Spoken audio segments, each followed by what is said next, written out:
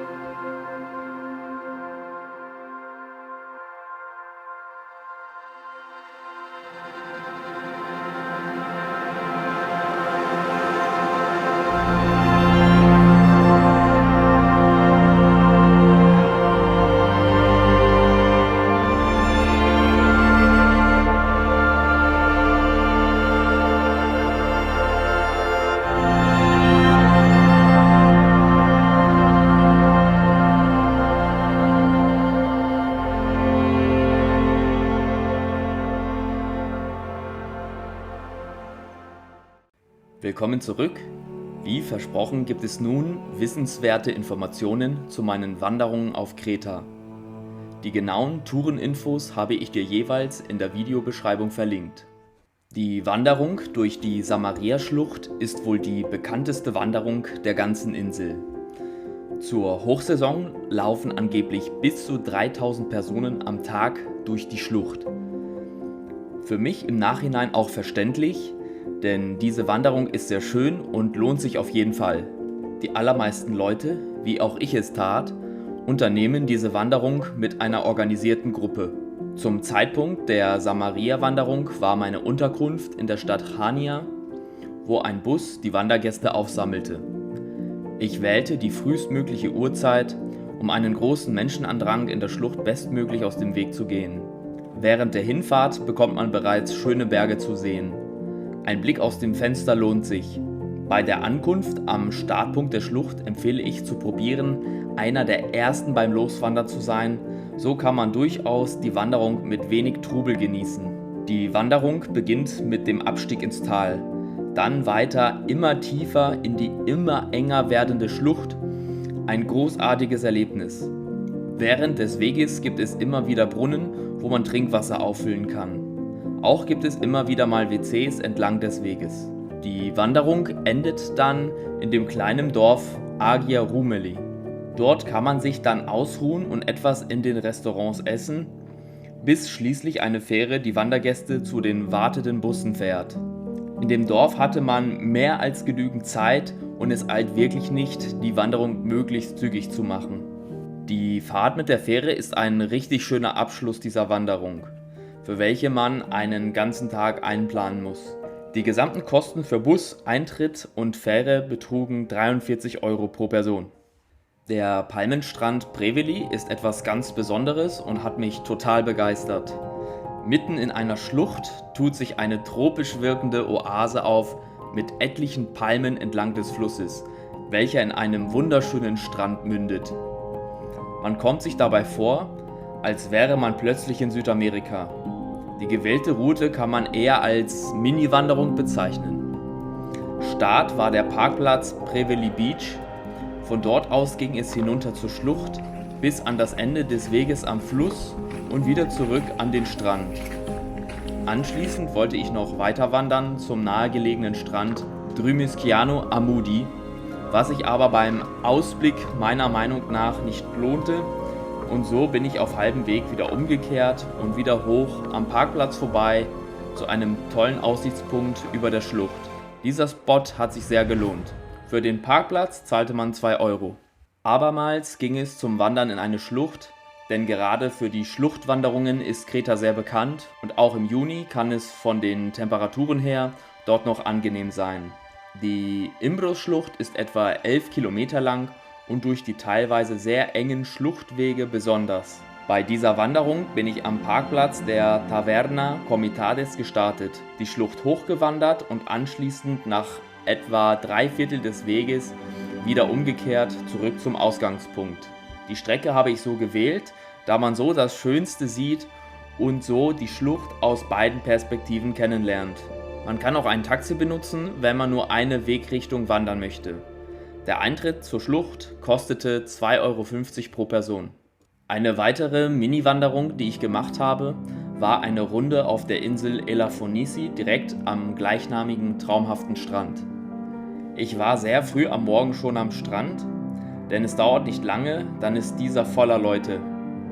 Eine weitere Möglichkeit, den Menschenmengen aus dem Weg zu gehen, ist dieser kleine Rundweg, den ich auf der Karte entdeckt habe. Davon würde ich allerdings nur den südlichen Abschnitt empfehlen, da dieser viel schöner ist mit wundervollen Stränden, die auch zum Verweilen einladen. Insgesamt hat mir Kreta zum Wandern sehr gut gefallen. Die Insel bietet großartige Berg- und Schluchtlandschaften und dazu gibt es noch herrliche Strände, an denen man sich anschließend wunderbar erholen kann. Ich war Mitte Juni dort und es war zum Wandern noch angenehm. Gerade in den Schluchten läuft man häufig im Schatten und es weht auf Kreta stets ein abkühlender Wind. Zudem habe ich die Wanderung immer früh am Morgen gestartet, um der Mittagshitze und zu vielen Wanderern aus dem Weg zu gehen.